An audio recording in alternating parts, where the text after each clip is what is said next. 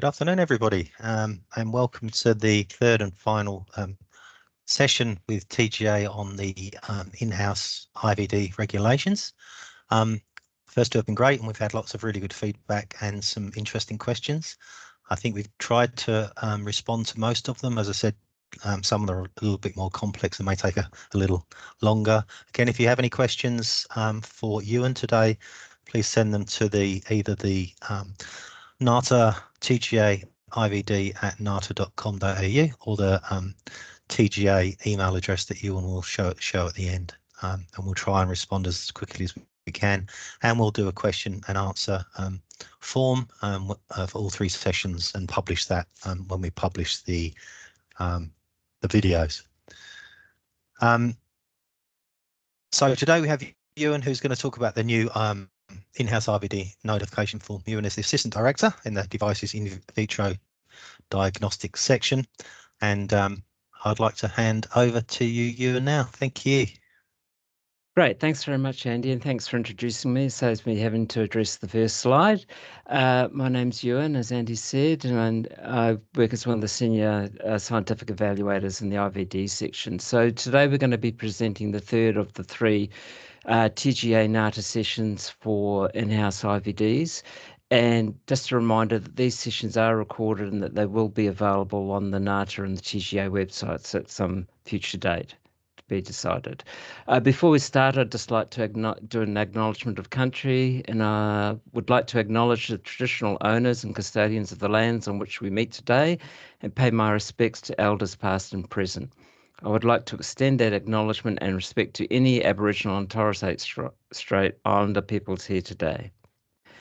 Right, just a quick overview of where we're going to, how we're going to go today. We're going to talk about the IVD notification form, the regulatory requirements, why we're basically changing the form to a newer form, and just the process of doing it and the required timelines for the changes that we are intending to introduce.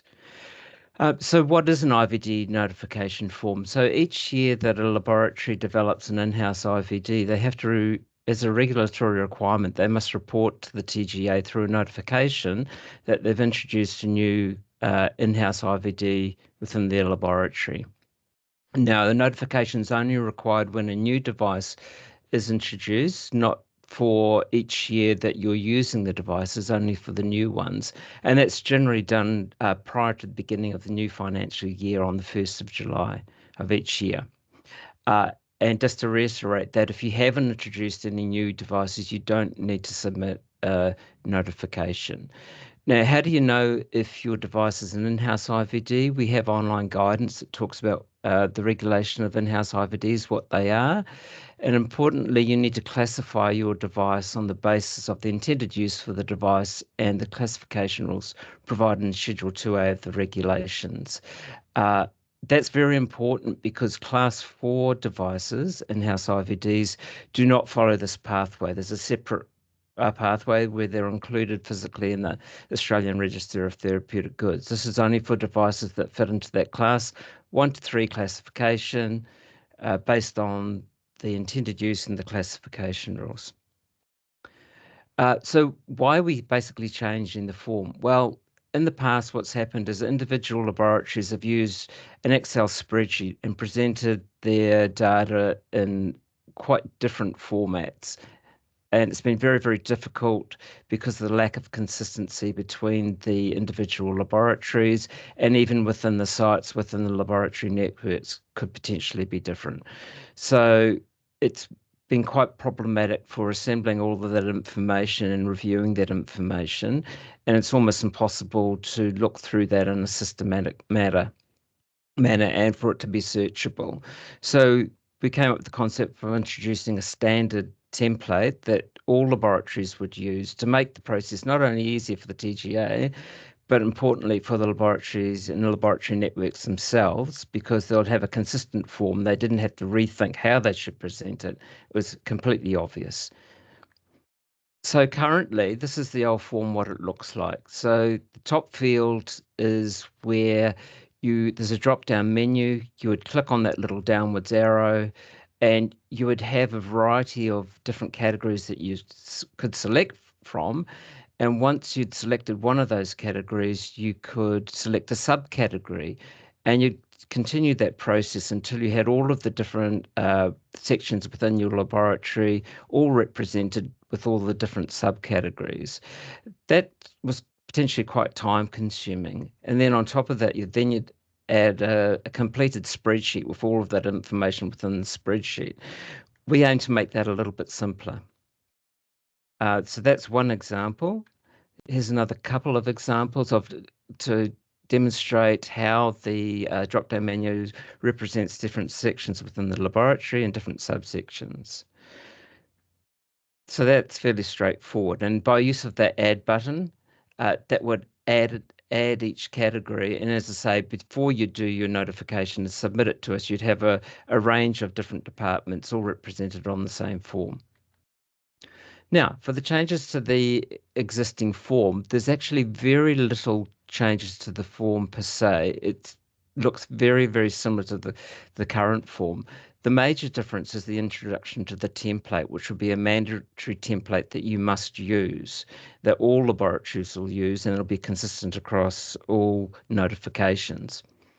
And as I say, the main reason that we're doing this is consistency and completeness.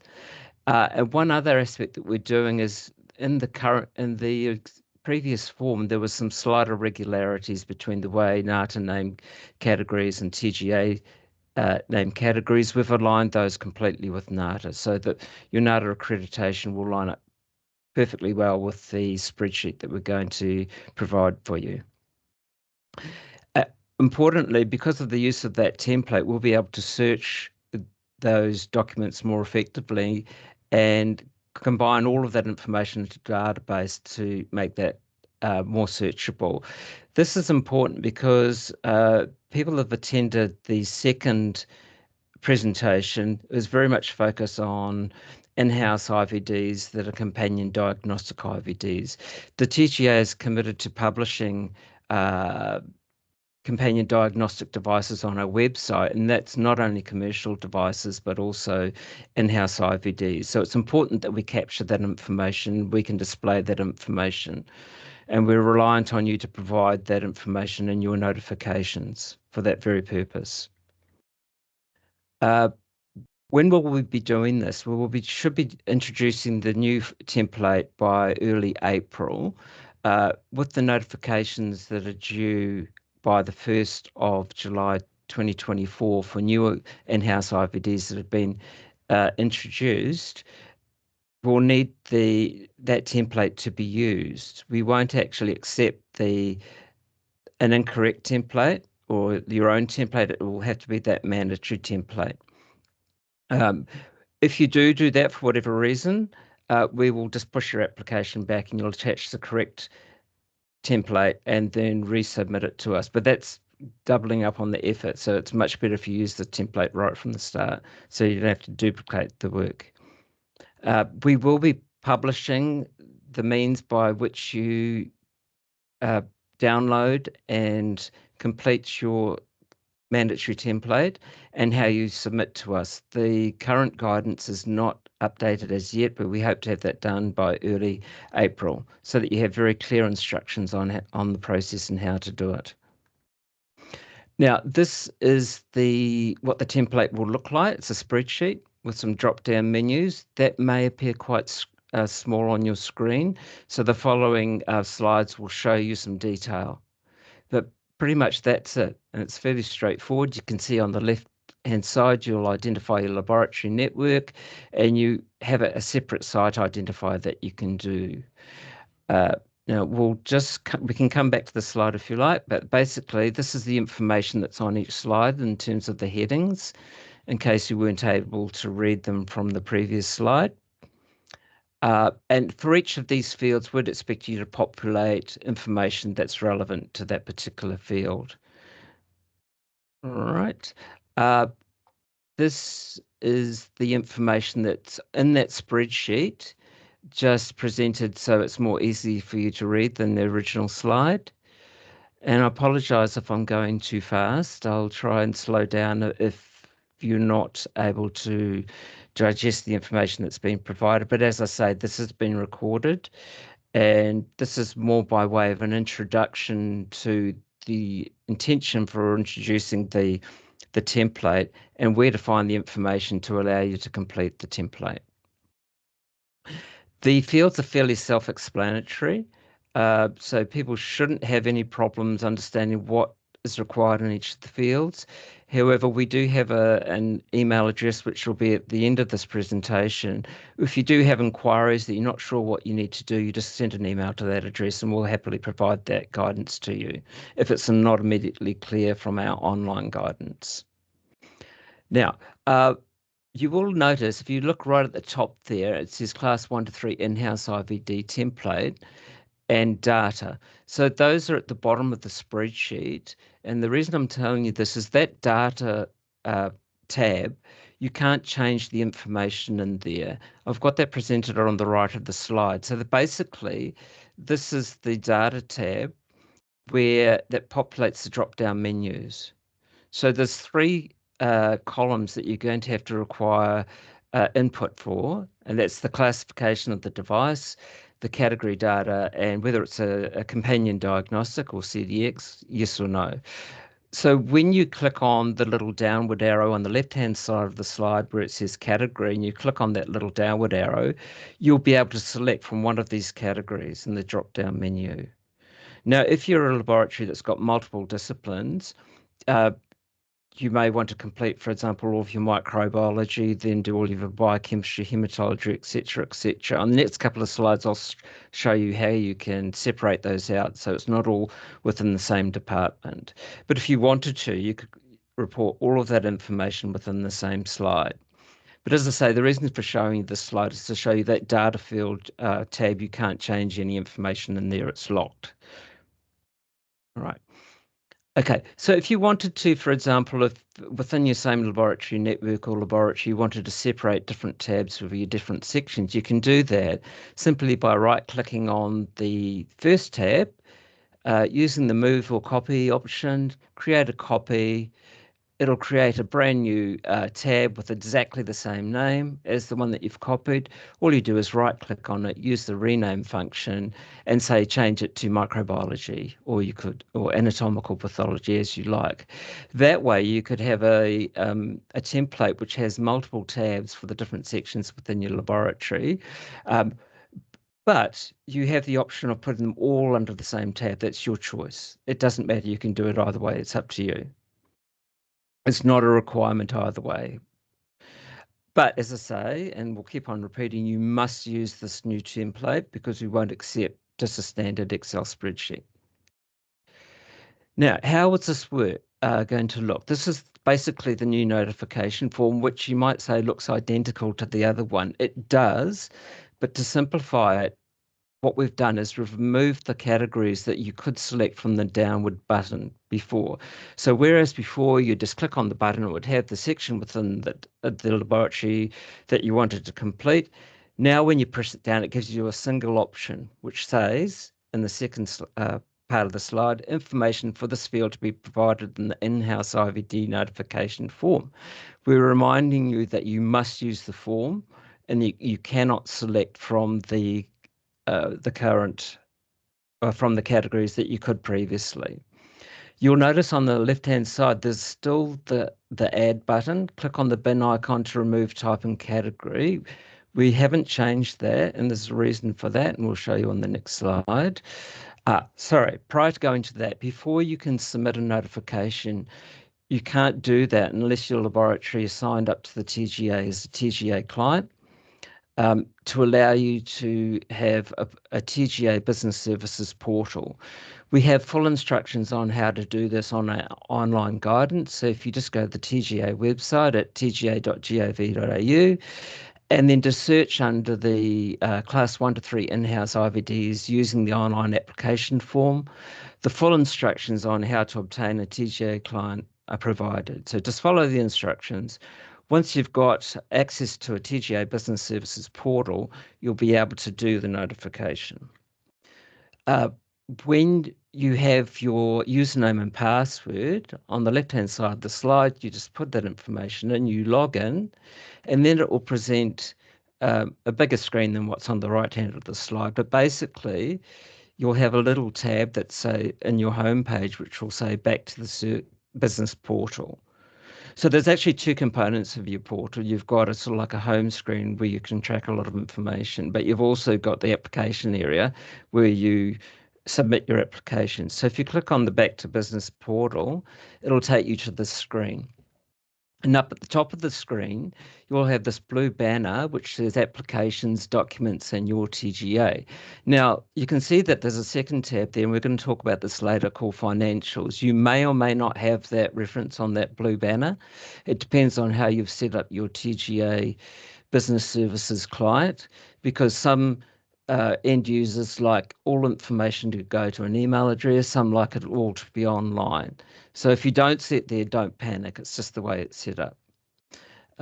Now, when you click on applications, you'll see the bottom area displayed. You need to click on Class 1 to 3 in-house notification, and then that will bring up the form. Now, I had to be a little bit careful to not put any sponsor-specific information in here. So we've got three separate screenshots from the main screen, but I'll just go back to this screen to show you what it'll actually look like. So you'll still be clicking on the downward arrow. It will display that field. And if I come back to here, there's some critical components of the page. Now, it's only one page for your application. It's not too difficult. The important things are that you must add the template, which is going to be downloadable from our TGA website. You must complete that before you start this process. Once you've got that document completed with all of your new in-house IVDs, you are going to add that file. And it's just the same as you would do in an email. You'll choose your file, choose the location of the file, identify that template, add it, and it'll show that the document has been added. It'll have a little icon saying the name of the file that you've added. Okay. If you don't do that, or you don't click yes to the certification down the bottom, it'll show errors. So for example, the top one where it says no attachments, it'll show that there's no attachments. And I think I've got that more effectively on the next screen. Okay. If you look at the top screen, you can see that they've got close, save, print, and validate. So the validate button is very, very useful for you because it tells you whether you've done the appropriate steps within the notification. So I've got an example of where we haven't done something. It says you have not selected and added an IVD type and category. That message appeared when I pushed the validate button because it said that the form requirements hadn't been satisfied. But you say, but there are no IVD types and category. That's fine. They have been removed, but you have to tick the little box underneath that drop-down menu that says, please download the standardized template. And as well as that, you have to also tick or use the add button, and it will show information for this field to be provided in the in-house notification form. So there's a few reminders in there that we really, really need you to use the new template.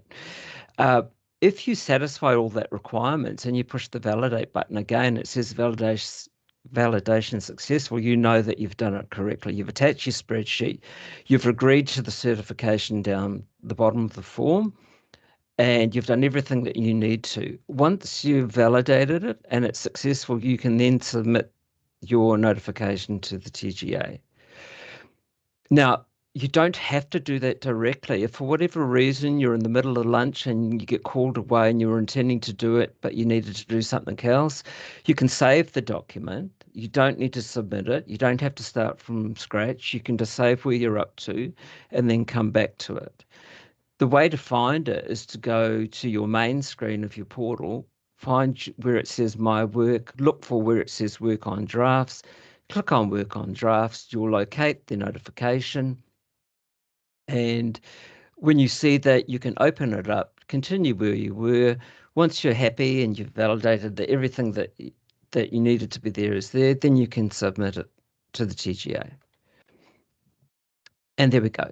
Now, as I said before, if you don't have the financials tab on your blue banner, the invoice for the notification will be sent directly to the administrator's email address.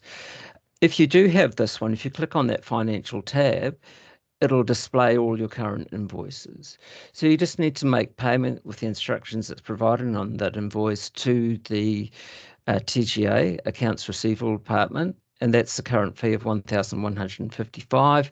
That'll be indexed as of the 1st of July of each financial year. It goes up slightly each year. That's how you pay the invoice. Once that invoice is paid, then the application becomes effective, and you've done your due diligence. You've reported all of your in-house IVDs that have been introduced since the previous notification. Then you just have to sit back and wait to get a notification that it's been accepted, or whether TGA, for whatever reason, may require some additional information.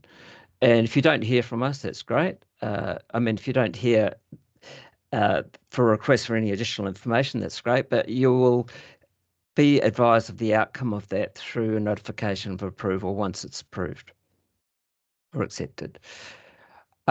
Now, just some fields, information that may be useful to you. Because you're submitting your application through your TGA Business Services portal, it'll auto-populate the information regarding who you are. You should always check that just to make sure it's consistent with your business name and your business address, and that your references to your NATA numbers and accreditation number and site are correct. And you'll always be able to track your number through an individual number that's created, which will be in the format displayed on the screen. So that's individual for your application alone. Okay. You have the option of choosing between ISO 15189 or ISO 17025, depending on which QMS standard has been applied to your laboratory. And as explained before, the type and type categories is basically being replaced by the Excel template form. Important. You really need to make sure that you do tick that add button, but you'll know if you've done something wrong because it won't validate unless you've done everything correctly. If you have a problem where you can't get it to validate and you're sure that you've done everything wrong, just contact us and then email at the end of the presentation, and we'll help you through that. Okay, very importantly, you also need to agree to the declaration because it will not validate without that agreement.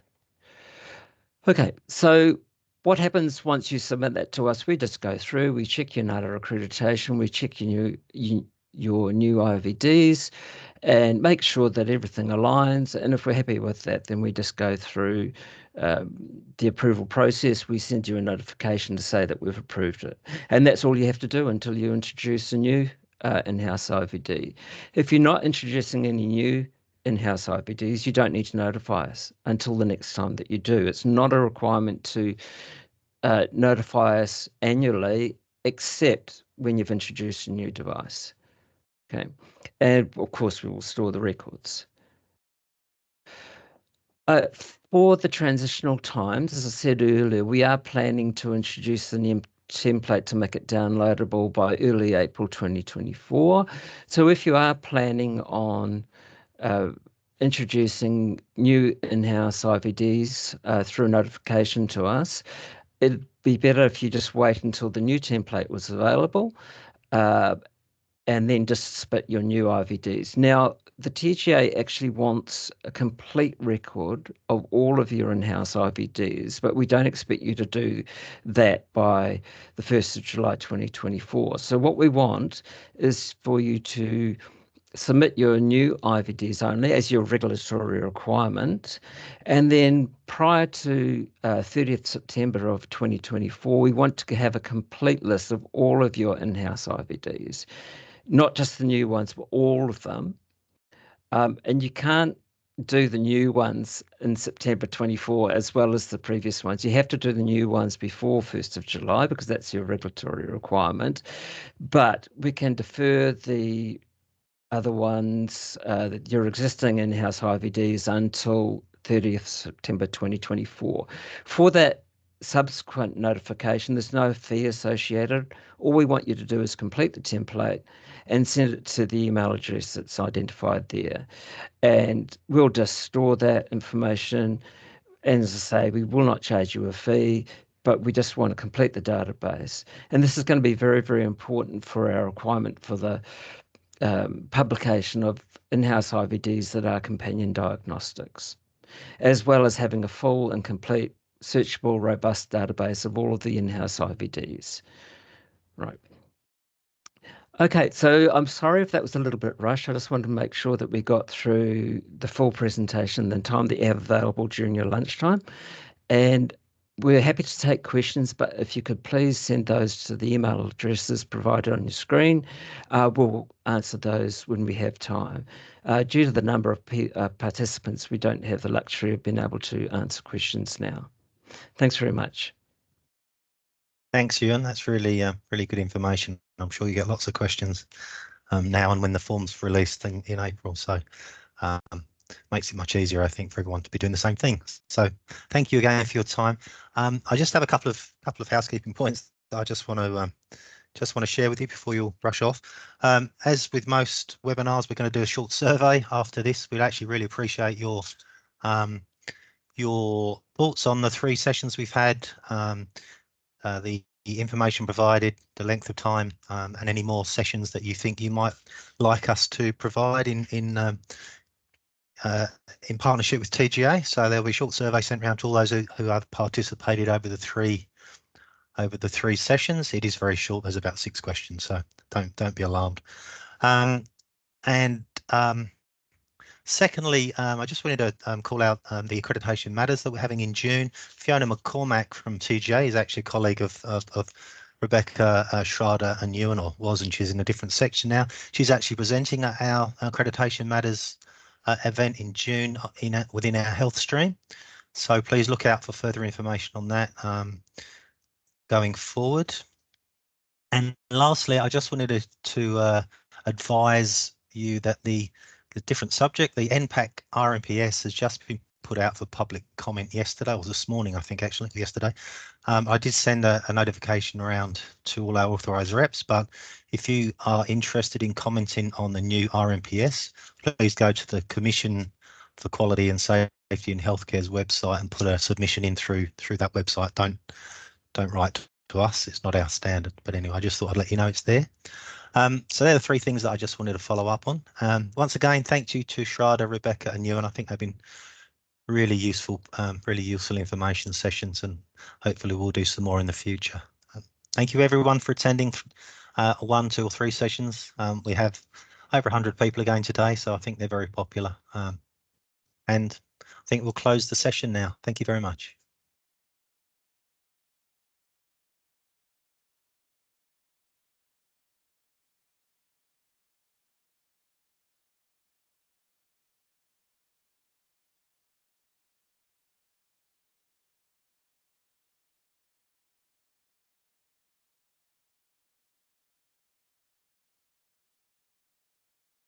Are you still there, Andy?